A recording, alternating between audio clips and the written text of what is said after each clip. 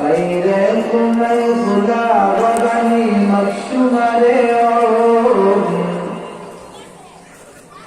جا پیش تر کے بابر خلا نمانات جا پیش تر کے بابر خلا نمانات رخسار سے مرکم کا ذرا پردہ اٹھا دو للہ مجھے حسن خدا داد دکھا دو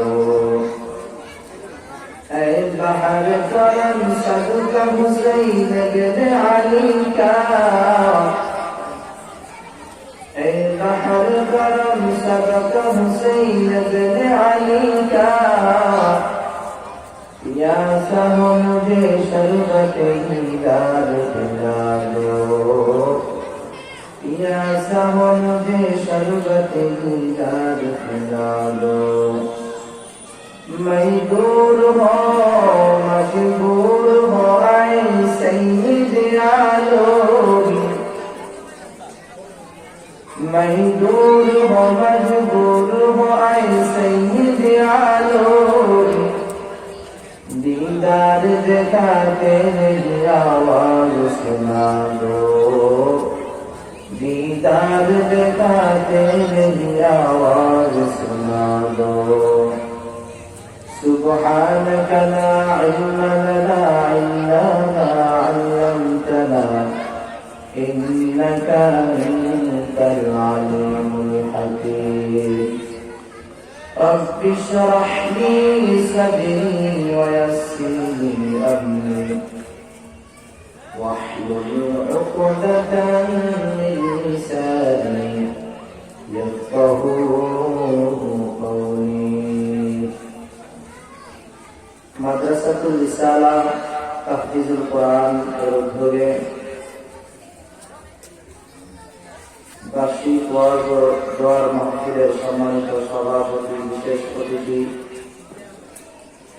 বিভিন্ন জায়গা থেকে আগত স্বাগত নির্বাচিত আল্লাহ তাআলার মাহবুব বান্দাগণ পর্দার আড়ালে অবস্থানরত শ্রদ্ধেয় সম্মানিত মা ও বোনেরা,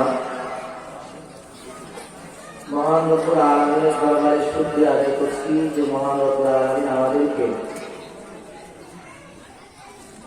পবিত্র একটি মজলিসে বসার তৌফিক দান করেছেন। এই জন্য অন্তরের অন্তঃস্থল থেকে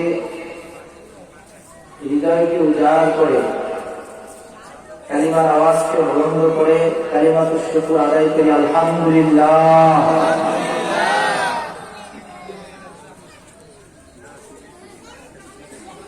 আল্লাহ তাআলার নিয়ামতের শুকরিয়া আদায় করে আমরা শেষ করতে পারবো না। আল্লাহ যে আমাদেরকে মানুষ বানিয়েছেন, তখন কি আমরা আল্লাহর কাছে চেয়েছি? বলেন, যদি একটা কুকুরের মধ্যে আমার প্রাণটা দিয়ে দিতেন, আমি একটি কুকুর হয়ে দুনিয়াতে আসতাম। আল্লাহ তা না করে আমাকে মানুষের মধ্যে আমার রূপ দিয়েছেন, আল্লাহ মানুষ রূপে আল্লাহ দুনিয়াতে পাঠিয়েছেন। শুধু আল্লাহ তাই করে ক্ষমতা অন্যায়। আল্লাহ তাআলা সৃষ্টির সেরাজি মানব জাতি হিসাবে আল্লাহ তাআলা আমাদেরকে বানিয়েছেন। সৃষ্টির সেরাজি হিসাবে বানিয়ে আল্লাহ তাআলা ক্ষমতা হননি।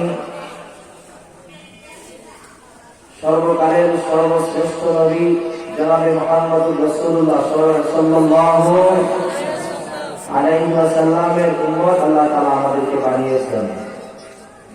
যেই নবীর উম্মত হওয়ার জন্য বনী ইসরাঈলের বহু নবী আল্লাহ তাআলার কাছে দরখাস্ত পিটিশন করেছেন, আল্লাহ তাআলা কারো দোয়া কবুল করেননি। কেবলমাত্র শুধুমাত্র একমাত্র হযরত ঈসা আলাইহিস সালামের দোয়া কবুল করেছেন। তিনি কিয়ামতের পূর্বক্ষণে আসবেন, নবী হিসেবে নয়। এই নবী আখির জামানার নবীর উম্মত হয়ে বলেন সুবহানাল্লাহ। কত নিয়ামত দিয়ে আল্লাহ তাআলা আমাদেরকে ভরে দিয়েছেন। এই জন্য আরেকবার বলি আলহামদুলিল্লাহ।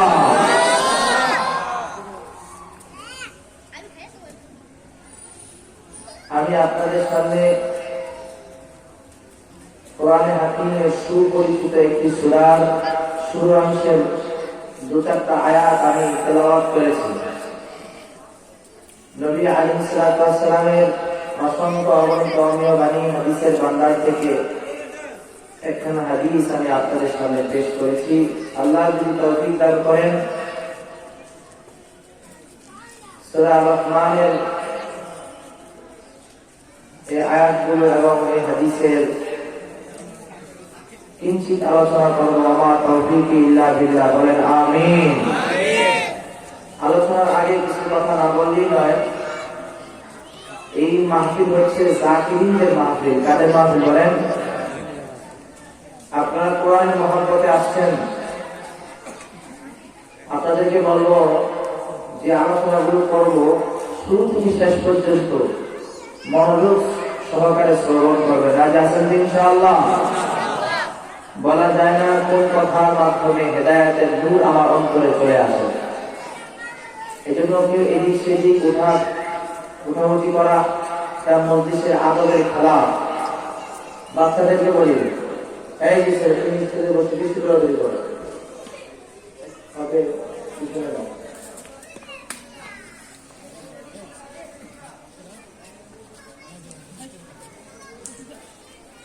সবাই আওয়াজ বন্ধ করে কোরআনের কথা শুনবেন। এটা কোরআনের আদব। কিসের আদব বলেন? কোরআন হচ্ছে কার কালাম? আল্লাহর কালাম। কোরআন যখন তেলাওয়াত করা হয় তখন কোরআন মনের কান দিয়ে শ্রবণ করতে হয়। وَإِذَا قُرِئَ الْقُرْآنُ فَاسْتَمِعُوا لَهُ وَأَنصِتُوا لَعَلَّكُمْ تُرْحَمُونَ।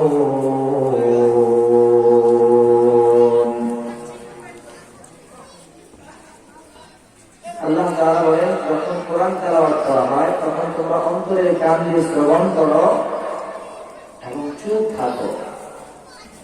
এই কোরআনের আয়াতের উপর আমল করা যাবে তো ইনশাআল্লাহ? আল্লাহ কবুল করেন, বলেন আমিন। আসলে আমি কি বয়ান করবো, আপনারা তো আমাকে ছিলেন। আমি নতুন পাড়ায় ছিলাম দীর্ঘদিন, এখন শরীর পাই গেছে। সবাই মোটামুটি আমার সম্পর্কে ধারণা আছে, তারপরও সম্মান দিয়ে দাওয়াত করছেন। 2-4টা কোরআন হাদিসের আলোকে আলোচনা করবো, এর বাহিরে কোনো কথা বলবো না ইনশাআল্লাহ। আপনারা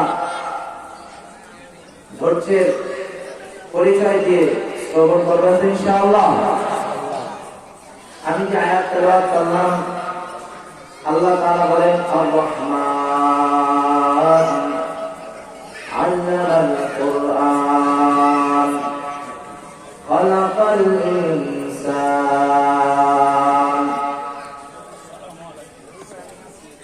আর-রহমান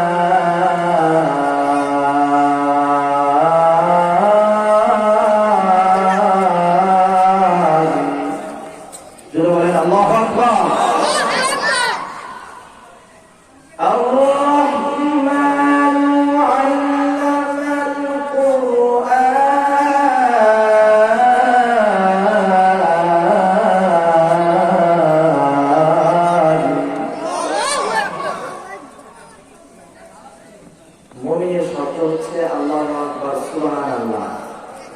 মানুষ কম দেখা মন থেকে কিন্তু আওয়াজ আসতেছে না। আপনারা যদি একটু সুবহানাল্লাহ নারা তাকবীর আওয়াজটা একটু বলে দেন, মনে একটু শক্তি পাবো, একটু শক্তি সঞ্চার হবে, যার মাধ্যমে দুটা কোরআনে আলোচনা করতে পারবো। এই জন্য সুবহানাল্লাহ নারা তাকবীরের ধ্বনি দিবেন তো ইনশাআল্লাহ? আর-রহমান আল্লামাল কুরআন।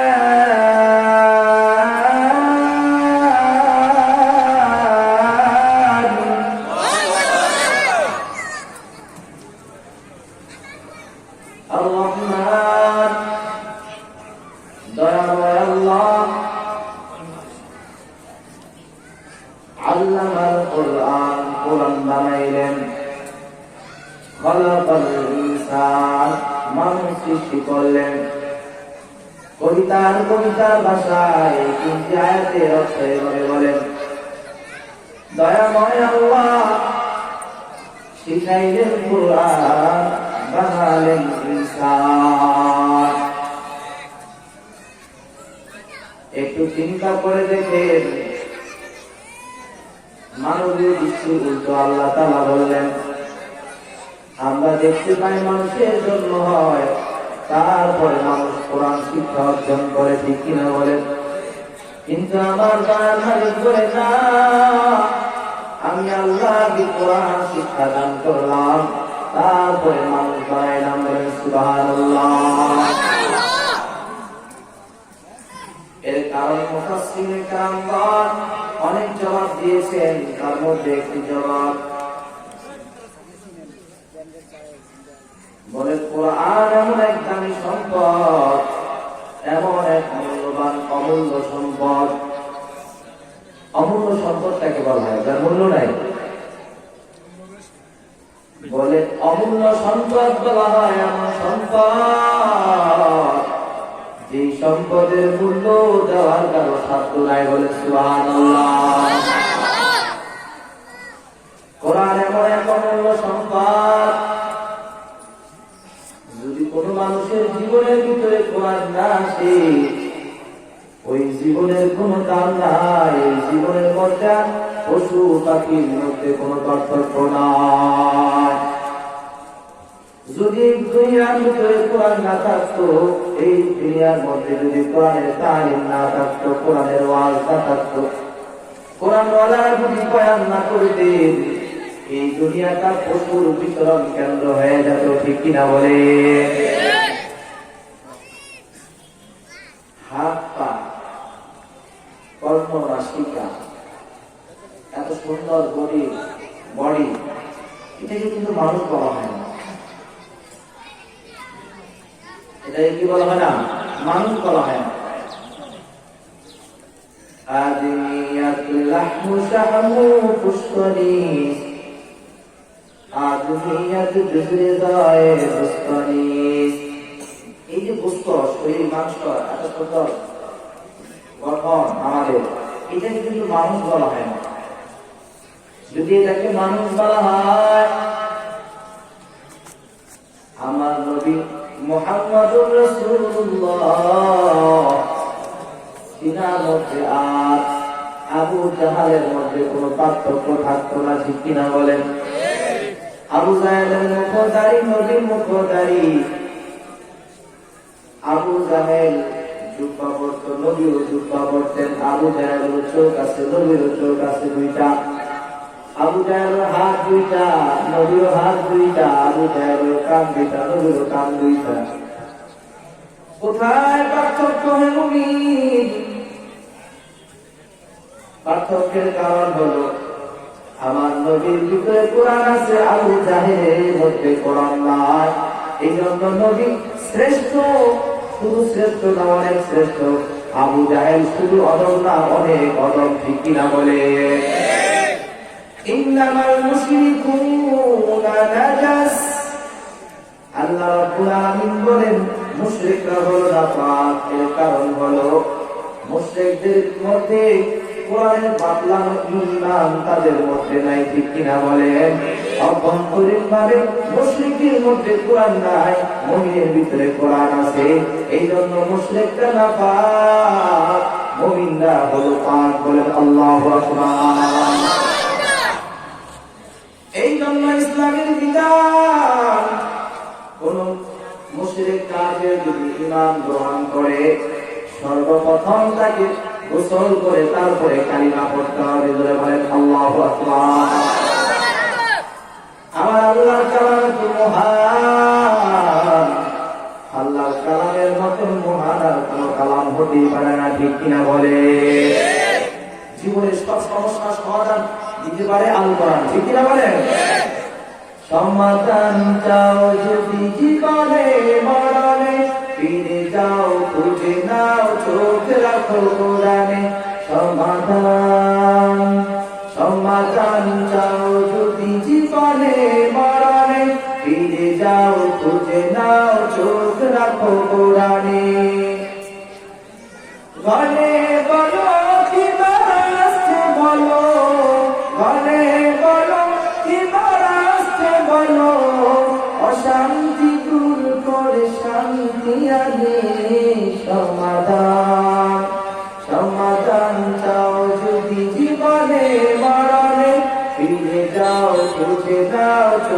চরিতার্থ কোরআনে, বলেন আল্লাহু আকবার। আপনারা আল্লাহু আকবার বলে শক্তি নাই, আছে কিন্তু শক্তি নাই। ওই যে সকাল ভোরে উঠছি, আমার একটা প্রোগ্রাম আব্দুল আজিজ মাঠে, এটার অনুমোদন নিয়ে অনেক দৌড়াদৌড়ি করতেছি। এই যে সকালে বাইরে বসছে, আমি দুপুরে খাবার খাইতে আসর করে কোনোরকম ভাবে রেস্ট নেওয়ার সুযোগ পাইনি এবং একটু আরাম করানোর সুযোগ পাইনি। তারপরে আল্লাহর উপর ভরসা করে এখানে বসছি। আপনারা যদি একটু দোয়া করেন তাহলে আল্লাহ একটু শক্তি দিতে পারেন, ঠিক কিনা বলেন? দোয়া করবেন তো ইনশাআল্লাহ। তাহলে কি বুঝলাম আমরা? কোরআন যার মধ্যে আছে সে দামি, কোরআন যার মধ্যে নাই সে অদামি, বেদামি, ঠিক না বলেন? ঠিক কি ঠিক না? আর রহমান,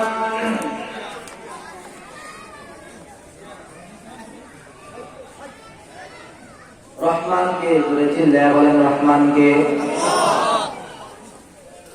এই সূরার প্রথমে আল্লাহ তাআলা আল্লাহর একটা গুণবাচক নাম বয়ান করলেন। এরপরে এই সূরার শুরু থেকে শেষ পর্যন্ত আল্লাহ তাআলার নিয়ামতের আলোচনাগুলো করলেন।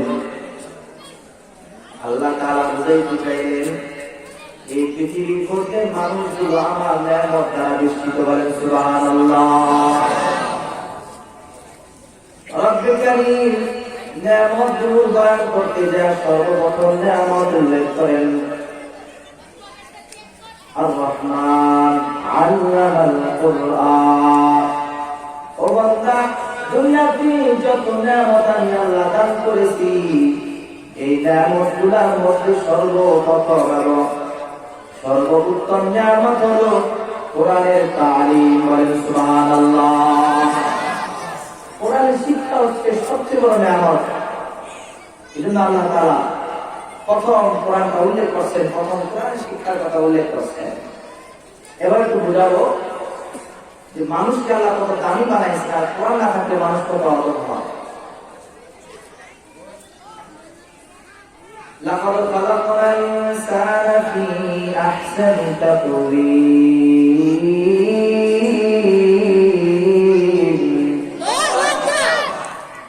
আল্লাহ তাআলা বলছেন যে আমি মানুষকে অনেক সুন্দর রূপ দিয়ে আমি আল্লাহ তাআলা বানিয়েছি।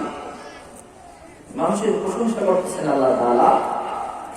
আবার আল্লাহ রাব্বুল আলামিন বলেন উলাইকা কাল্লানআম বাল হুম আযাল উলাইকা হুমুল গাফিলুন।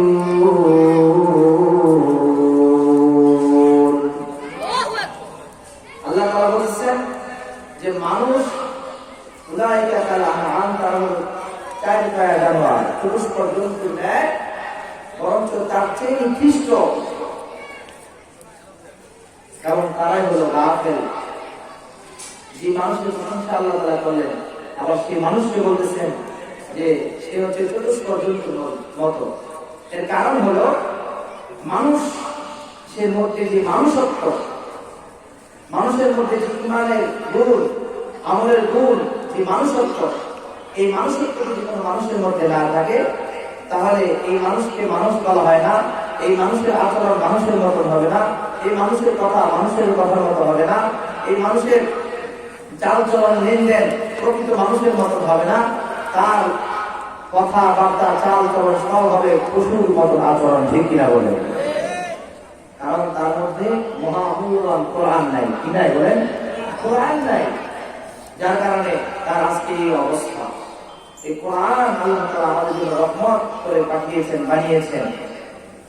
কোরআনের কত ফজিলত, এই কোরআনের মধ্যে কোনো সন্দেহ আছে বলেন?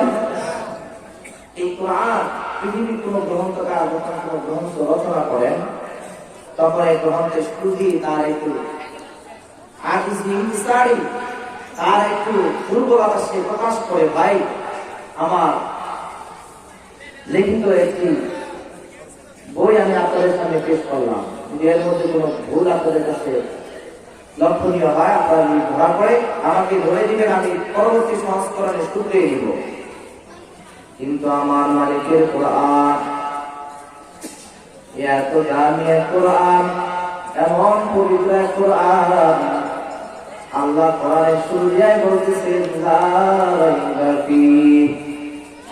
সাবধান, কোরআন দ্বারা পড়ো, কোরআন দ্বারা বড় মনে করিও না এই কোরআনের ভিতরে সন্দেহ আছে না, সন্দেহ নাই, সন্দেহ করার কোনো অবকাশ নাই। বলেন সুবহানাল্লাহ।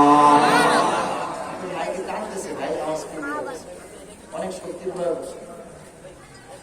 আপনি বক্সের ভিতরে রুমস হবে।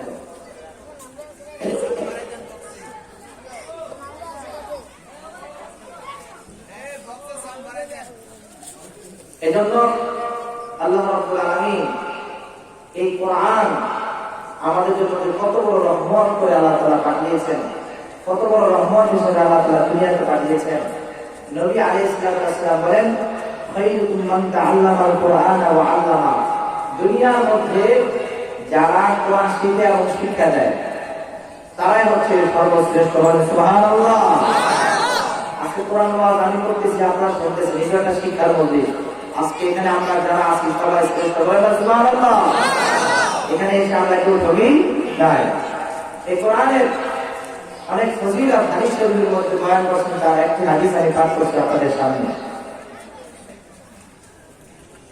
علي بن رضي الله تعالى عنه قال قال رسول الله صلى الله عليه وسلم من قرأ القرآن فاستظهره فأحل حلاله وحرم حرامه أدخله الله الجنة। মুসনাদ আহমদের মধ্যে আসছে, তিরমিজির মধ্যে আসছে এই হাদিসটি। وقال حديث حسن غريب ইমাম তিরমিজি রাহমাতুল্লাহ বলেন, এবং হাদিসটি হচ্ছে মারফু হাদিস। নবী আলাইহিস সালাম যারা কোরআন অর্জন করবে, কোরআনের শিক্ষা অর্জন করবে, তাদের ফজিলত বয়ান করতে গিয়ে বলেন, মান ক্বারাআল কুরআন ফাস্তাযহারাহু ফাআহাল্লা হালালাহু ওয়া হাররামা হারামা। যে ব্যক্তি কোরআন পড়ল, ফাআহাল্লা হালালাহু ওয়া হাররামা হারামা, কোরআনের শিক্ষা অর্জন করার পর এই কোরআনের ভিতরে আল্লাহ যেটাকে হালাল করেছেন সে হালালের বিশ্বাস রাখলো, ইতিকাদ রাখলো। আল্লাহ যেটাকে হারাম করেছেন সে হারাম হিসাবে বিশ্বাস করলো, মেনে নিল, ইতিকাদ রাখলো। আল্লাহ রাব্বুল আলামিন বলেন, এমন একজন হাত